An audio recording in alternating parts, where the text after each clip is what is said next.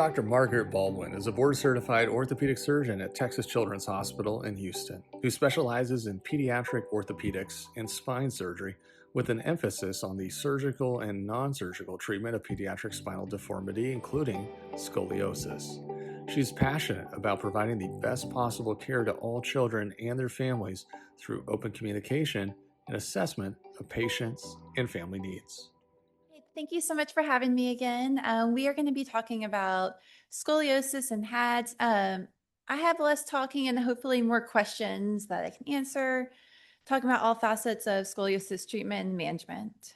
So, main things we're going to focus on is what scoliosis is, why it may occur in HADS, what are some signs that we should watch for, kind of when it comes to treatment, what are our treatment options, and hopefully we can touch on what can we expect long term.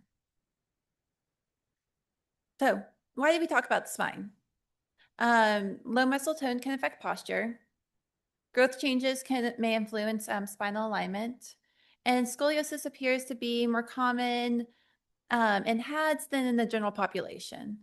We don't know a ton about kind of scoliosis in HADS, but we do know a lot about neuromuscular scoliosis, and a lot of the ideas about treatment and management kind of are extrapolated from other genetic syndromes, especially in kids with hypotonia.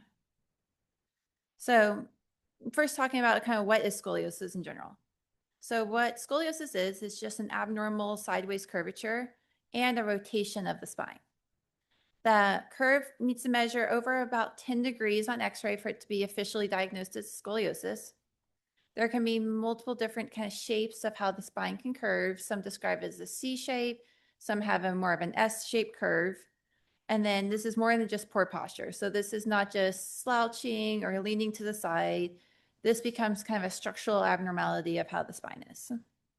You can see in the picture, you can have scoliosis develop in different parts of the spine, either kind of up in the chest region, down in our lumbar region, that's a part of our spine without the ribs attached, or in both. On the picture on the left is you can see what a normal straight spine looks like, and then when we start to develop scoliosis, and then the same in kind of x-ray form. So you can see what a straight spine looks like versus a spine with scoliosis.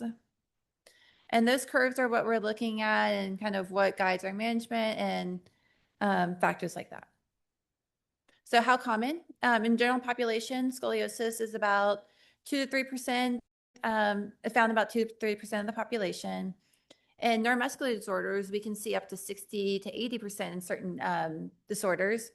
And then in HADS, we don't know the exact frequency, but based on previous studies, we can see that it's much higher than the general population. We don't think it's a 60 to 80%, but we definitely know it's much higher than the general 2 to 3%, making an important topic of conversation, important topic to watch out for. So when we talk about kind of neuromuscular or syndromic scoliosis, what that really means is scoliosis associated with either a neuromuscular condition or a syndrome, so a genetic diagnosis. We can see varied onset during childhood. We do see progression through growth and into adulthood. Hypotonia can worsen as children grow, leading to further progression of the scoliosis. Really, we see the behavior be unpredictable. But we do know the earlier the curve develops, the more likely it is to progress. And we really find similar findings in males and females.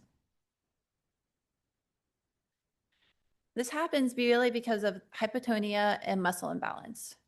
We can also see increased risk of scoliosis with delayed motor development, increased risk of scoliosis developing when we have growth spurts, and also due to the genetic diagnosis itself. We do know that scoliosis can be an inheritable disease, and we think it's related to a certain genetic change. We know in certain diseases with genetic abnormalities, we can see those genes get triggered that can cause increase on scoliosis. So there's a multifactorial reason.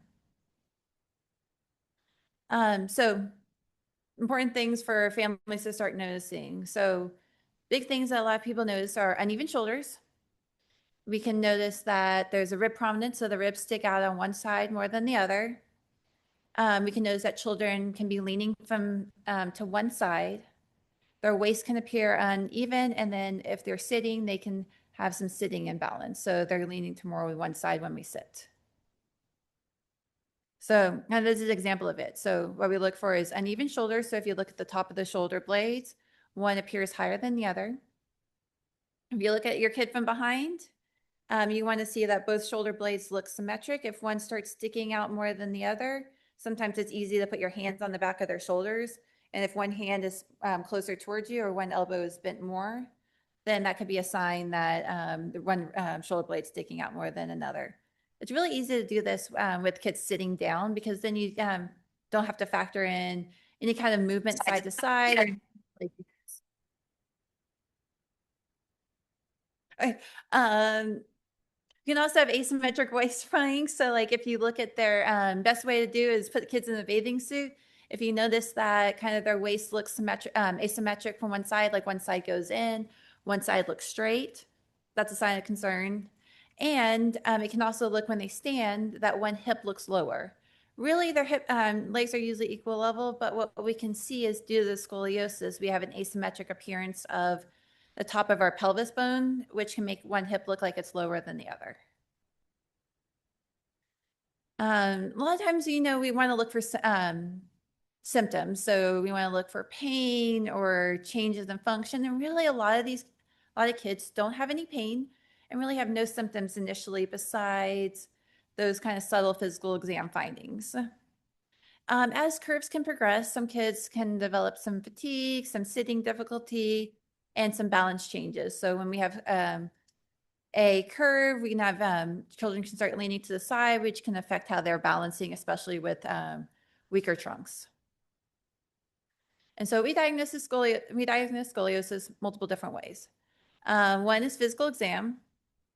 Another one is a forward bend test. So this is a very severe case, but it's a great example. So what can happen is you can either have a kid standing or sitting, have them bend over like they're going to put their nose to their knees. And usually it's good they can wrap their hands around the front, so you take away any other factors, and you look for any asymmetry in their rib cage.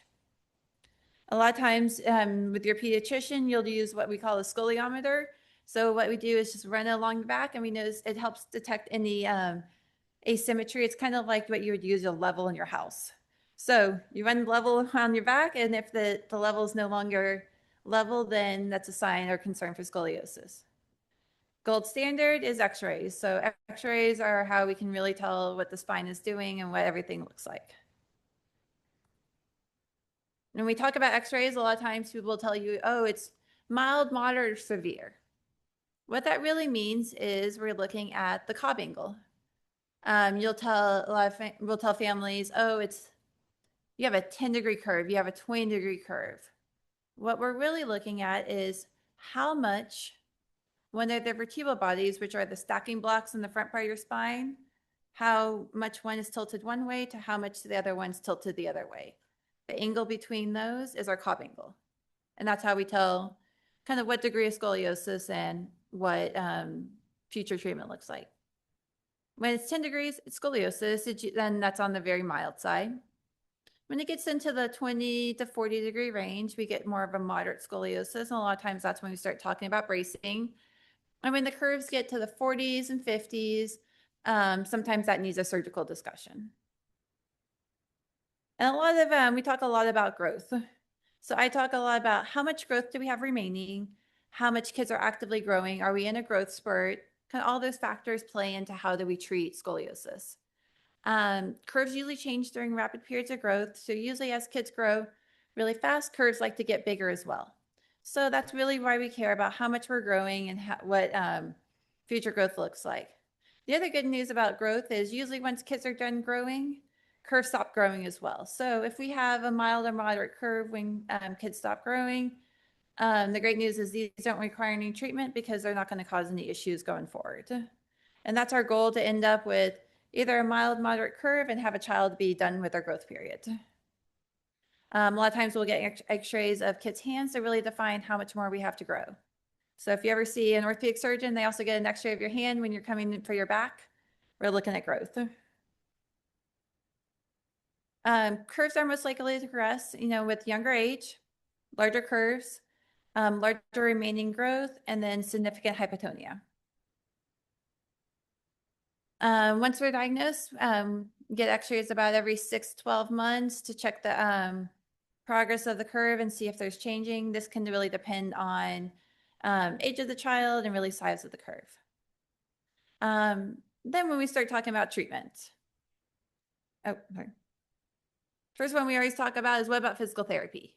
So the goals of physical therapy are really to increase strength, increase endurance, improve balance, improve posture and positioning. PT doesn't usually straighten the spine, but it can help support the muscles about the spine and help with the overall kind of treatment and progression of the curve. Then we talk about bracing. The goals of bracing are really to slow or prevent progression of the curve. Sometimes we use it to delay surgery. It can improve sitting balance. It does not improve the degree of curve. Our main goal of bracing is to prevent the curve from getting bigger. It's very hard to change the degree of curve once we already have a curve. If bracing is started, you wear the brace until skeletal maturity or until the curve progresses to surgery. There can be some challenges in bracing with hypotonia. We have some issues with comfort. There can be issues with just tolerance of having a brace on, especially in warm environments like Texas. It's hot during the day, and it's hard to wear a brace when it's this hot outside.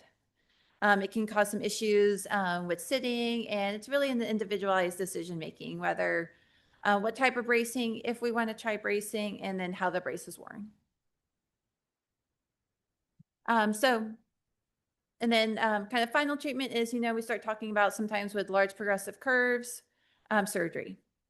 We also talk about surgery when we have functional problems, really bad sitting imbalance, and then in very severe cases, we can have some pulmonary concerns, and we talk about surgical intervention with that.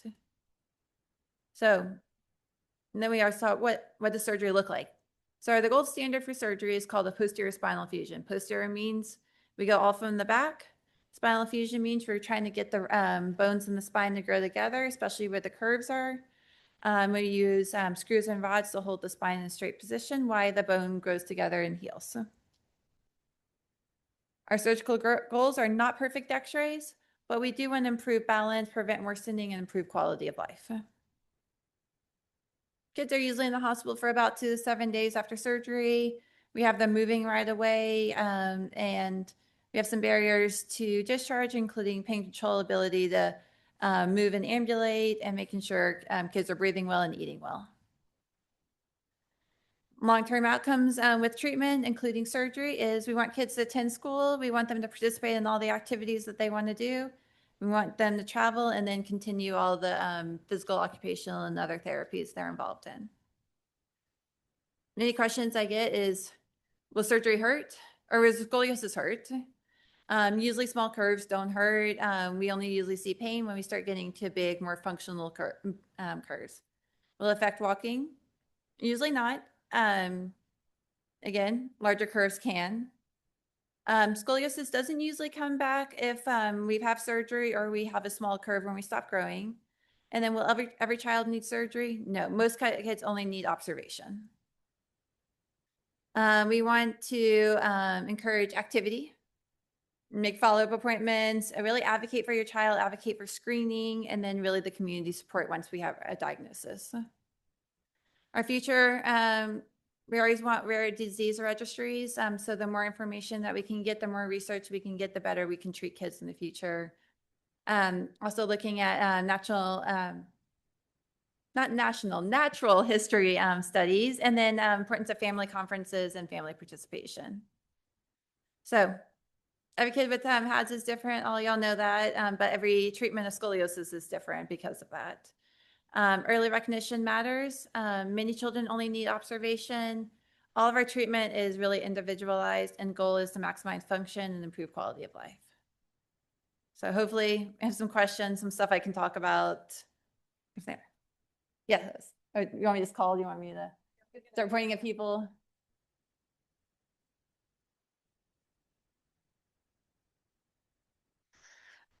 Hi, I had a question around growth hormones. So, just due to the small stature, I know that there's lots of people in our community who have to explore that as if, that the short stature may become a disability in all its own.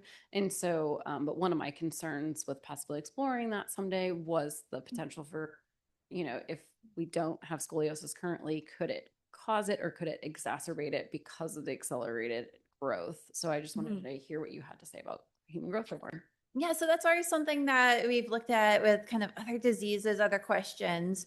Really, we found that kind of the growth hormone itself does not exacerbate kind of scoliosis. What it can do is it can, especially kids who already have a curve, it can cause the curve to get bigger just because we are in that linear growth pattern. So curves can get bigger based on how much kids are growing.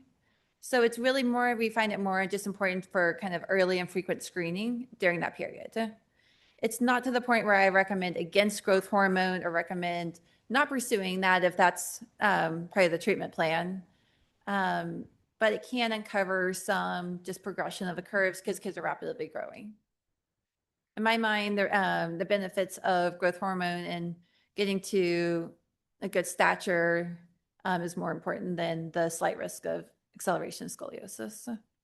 It's just mostly important that if we already have a scoliosis diagnosis, letting your orthopedist know. And sometimes I usually monitor kids more frequently during that time period just to make sure we're not seeing any big changes. We have a couple online. Yeah. More than a couple.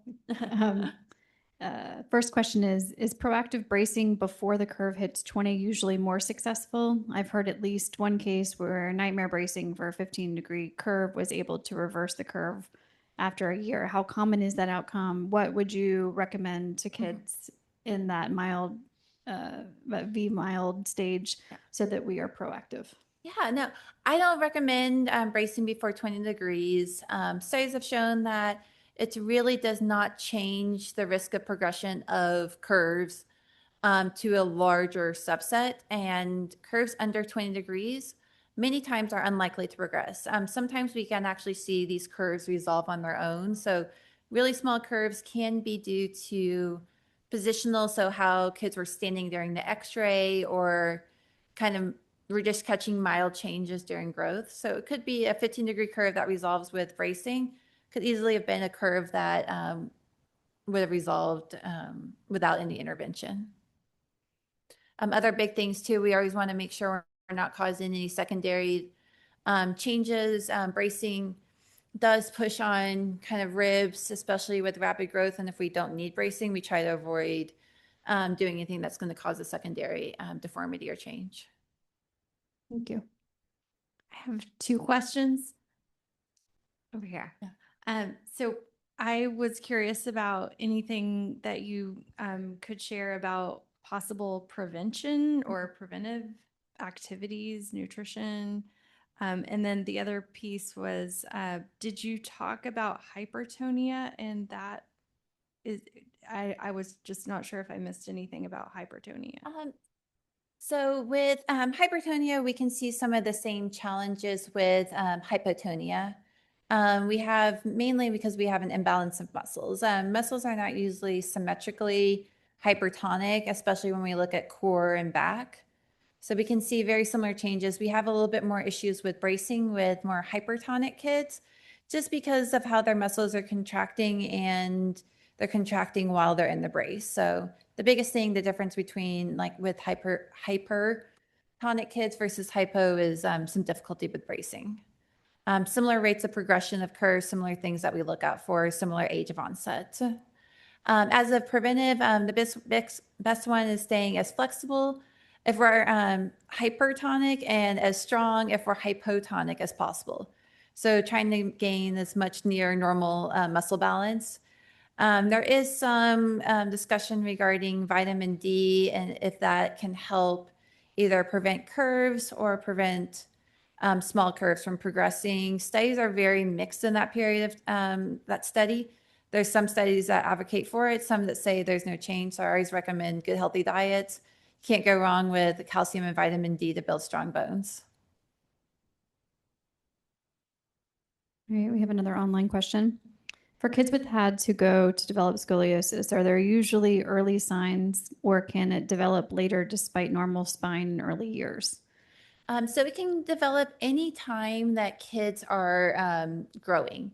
It's going to be very rare for, or almost unheard of, for a kid to develop scoliosis if they have not had, sorry, it's going to be very rare for a kid to develop scoliosis if they, after they're done growing, if they haven't had any curve during their period of growth.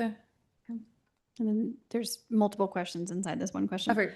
Is there anything that we can do to reduce the risk of scoliosis to our children with HADDS? My little boy is 20 months old and he has low tone, particularly in his core. Are there specific physiotherapy exercises, strategies, or activities that are recommended? Biggest one is, as much as we can, core strengthening. Okay.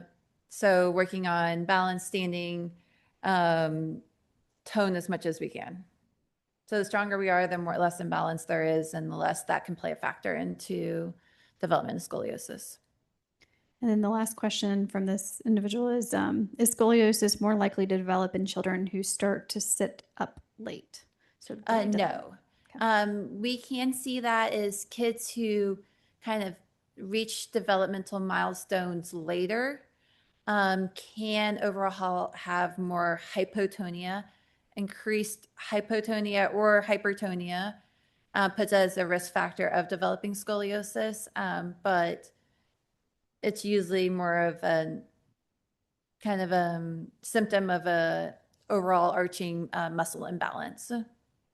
So no relationship directly to the time of sitting or standing. It can be related to overall just overall muscle tone. Does, if a child stims, does it impact scoliosis? Not at all. It doesn't impact scoliosis. It usually also doesn't change outcomes if that child also needs to go into a brace or have surgery later on. Our child at the beginning, the diagnosis was hypotonia. Now it's low muscle tone. He does PT, but we enrolled him in karate. But we want to enroll him in more physically demanding activities, focusing on his overall strength. So he has like a modified karate class for special kids with disabilities, and it's not as demanding as the other classes. So we want to push him to be stronger and to like strengthen his core.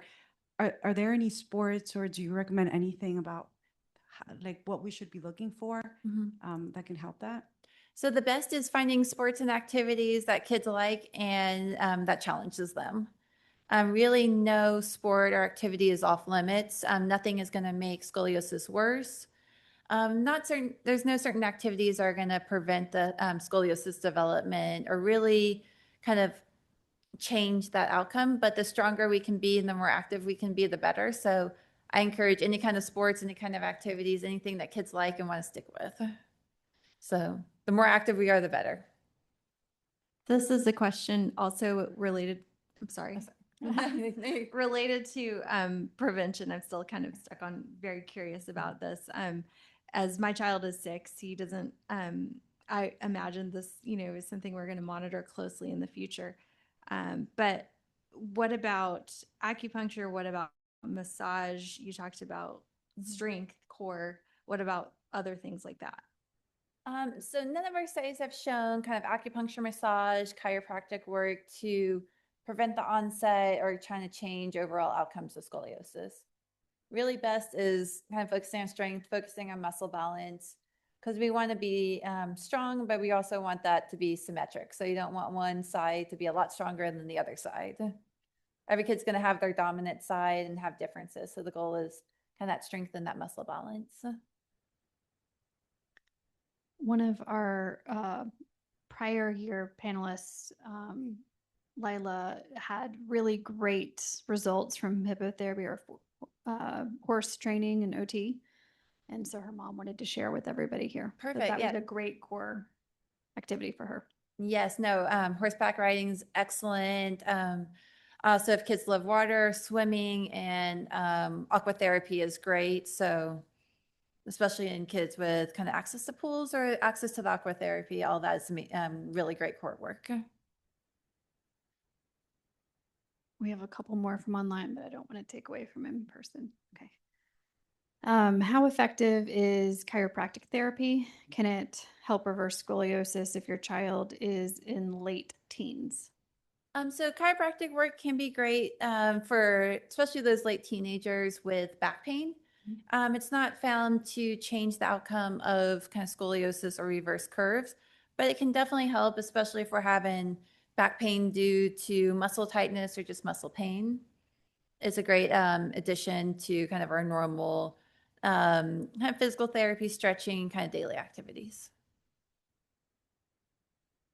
We have more from the chat. Sorry. Good. No. This isn't to me. What age is considered early diagnosis of scoliosis as mentioned in your slide? Their daughter is 8 and has a 15-degree curve. Where does this fall in terms of early onset? Does this stage of middle childhood for diagnosis suggest more of a risk of progression later? Yeah, a lot of early diagnosis is related to kind of puberty and kind of that adolescent growth spurt. Any scoliosis that develops before the onset of puberty, we consider more on the early side. Okay. I have more. Post-surgery, is there limited mobility to be expected? What So suggestions are given? yeah, so the area that had surgery, so the area that has the screws and the rods, that area is not going to move with your spine. So kind of one example, kind of in this patient, the one with the screws and the rods is the one on the right. Pre-op, so before surgery, is the one on the left. So the area that has screws and rods, that area of the spine is not going to move. There's still going to be movement of the back through the non-fused area. So the areas that don't have surgery, we still have the ability to bend over, kind of touch toes, put shoes on, kind of lean side to side and twist side to side. But the area that we do surgery on does not move through that area. Another question, does scoliosis impact males or females more, or is it equal? So in idiopathic scoliosis, meaning we don't know why some kids develop scoliosis, we see a much higher female rate. With more syndromic or genetic causes of scoliosis, we actually see equal males and females. Females are usually diagnosed a little bit earlier just due to the earlier onset of kind of puberty and growth compared to males.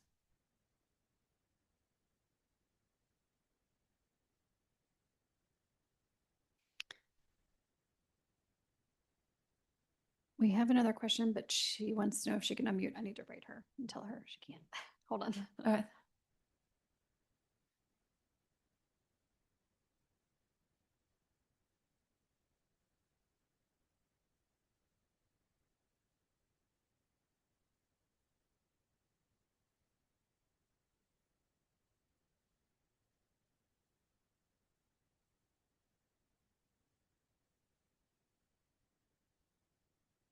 While they're looking at that, does anyone in person have any additional questions? Okay, just one sec. I think this one's simple, but is just the annual pediatrician appointments good for checking that, or since we have low muscle tone, do we need to monitoring early on? No, that's actually an excellent question. So I recommend, especially when children are young, you're probably plugged in with an amazing physical therapist and pediatrician. Your physical therapist is going to see you a lot more. And a lot of times they're going to notice some kind of changes in how back looks. They're more hands-on. They're more kind of hands-on on the kids. So talking with your therapist, talking and saying that you're on high risk for this diagnosis, I've seen a lot of therapists find scoliosis first. I do think talking with your pediatrician, advocating for these yearly checks, especially when kids start to be around 5 or 6, and even more when children start showing kind of signs of some early puberty.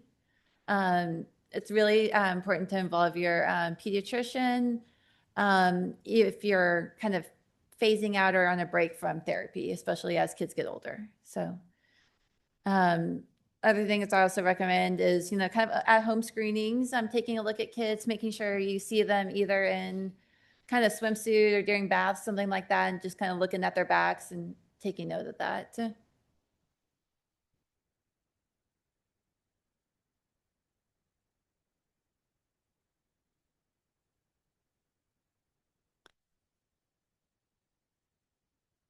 One more question. I've heard of Scroth physiotherapy. Is that a particular useful for scoliosis if done when curve is mild? So it can be. It's part of our mini routine kind of physical therapy evaluation. A lot of Schroth physical therapy requires kind of significant involvement with patients and ability to really activate muscles. This can be harder with kind of low muscle tone kids to really be able to activate those muscles. It's definitely something to look into and talk with your physical therapist about if they think it's going to be appropriate. What are the most common questions that you get from parents visiting you for the first time in appointments? Biggest questions is, what does the future look like? What is this curve going to do? What kind of treatment are we going to need? What, is my kid going to need surgery? Kind of what does the future look like? And that is probably one of the hardest questions I get. And many kids, especially kids who show up with these really small curves, um, we don't know. A lot of these curves stay the same. A lot of them stay the same for years and years and years and then start progressing later. Um, some start progressing more rapidly. So, a lot of at that initial visit, it's a lot of unknown, which is always hard for families and even for me. I wish that we could already say, hey, this is what future looks like. This is what we're going to need a brace for this long. We're going to need surgery at this point. We're going to do this and this. A lot of we don't have great answers. A lot of it is kind of following a trend, a pathway. And even if we're on one pathway, a lot of times we have to deviate and change up and things look different. One treatment option's not working. We switched brace types. We switch treatment types, things like that. So, a lot of us want to see what the future looks like. And that's probably the hardest question, but the most commonly asked one. Yeah. All right, I have a little bit of a long question here. Oh, perfect. As a teenager, this is Hannah Childers. As a teenager, I was told at 16 that my growth plates have closed, but my curve progressed to a 42-degree curve. It was at 22 at the time. Do you know if any reason why it may have done that? Per my knowledge, it said that the curves typically don't progress after growth plates close, so I've always wondered. I'm now 32, almost 33. My curve has gotten significantly better since then. I also have HADDS. Doing push-ups, doing things with weights helped significantly with pain for hours, who may be wondering. Right. Yeah, so a lot of times we don't know. We have kind of algorithms for what we think curves are going to do. We say that small curves, majority of time, and when we say majority, we are usually looking about 95% of the time, don't get worse after we're done growing and then after growth plates are closed. Rarely we have situations or patients that kind of prove us differently and make us challenge what we think. And we can see that curves can get bigger. Sometimes this can be associated with periods of worsening muscle tone or other kind of problems flaring up at the same time. A lot of times working on the strength can help improve kind of curves and positioning of our back. So a lot of times when things go unexpectedly, we're not exactly sure. But the good thing is I'm glad people are feeling better. And yes, definitely core work and back work is going to be key and kind of long-term success. Is there anything families should know when selecting a surgeon? You want to pick someone that you're comfortable with. You want to pick someone that you're able to talk openly with, who understands kind of where you're coming from, understands concerns about surgery, understands, what goals of treatment are.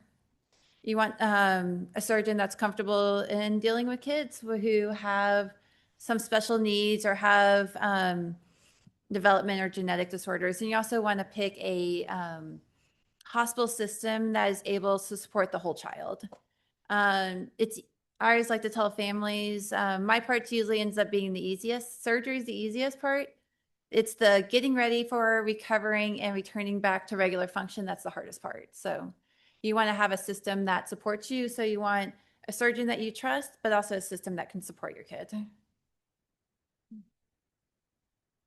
And it's always okay, get those second, get those third opinions. Make sure you have someone, if you're talking about surgery, that you feel comfortable with and that it has kind of everybody's best interest in mind.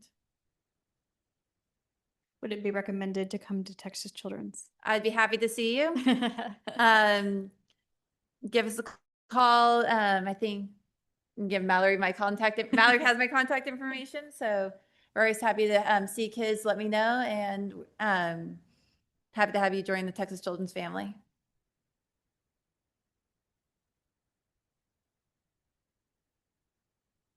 Any other questions from the room? Yes, ma'am.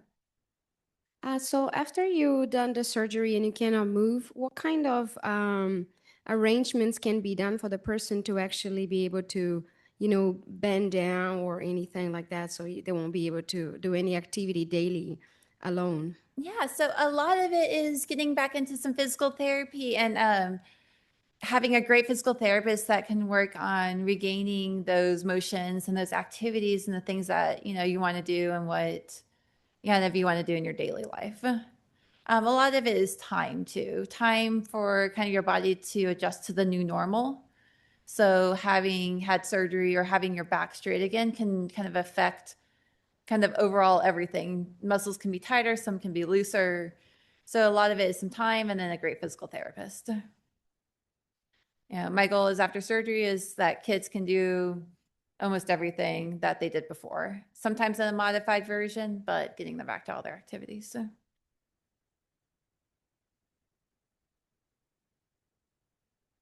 When is nighttime bracing chosen over full-time day bracing, and is it equally or less effective?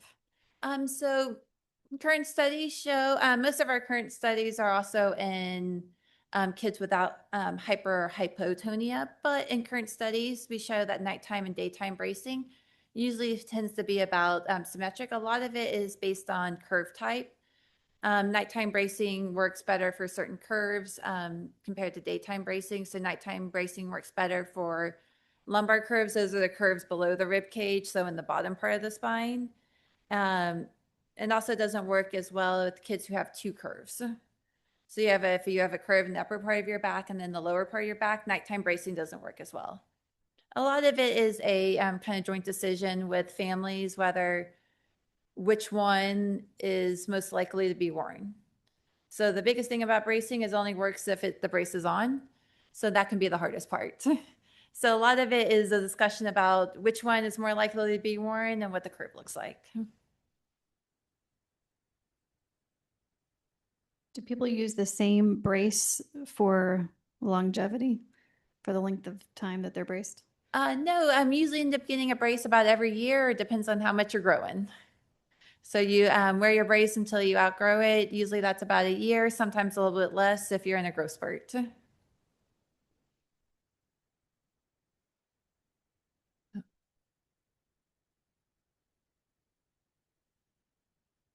Anyone else in the room? Any other questions? That was the most questions we've had Yeah, so thank far. you for leaving time for Q&A. No, if anybody has any more However. questions, I think Mallory has my contact, so feel free to reach out to us. If anybody needs to be seen for scoliosis, I'm happy to see y'all. So just let me know and we can get you an appointment.